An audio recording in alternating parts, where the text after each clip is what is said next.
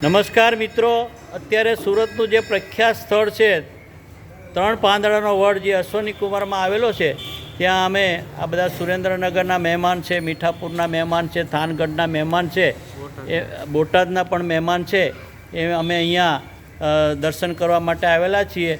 આ પ્રભુભાઈ છે, પછી આ દાસભાઈ છે, મનુભાઈ છે, બધા જ અત્યારે અમે દર્શન કરવા આવેલા છીએ.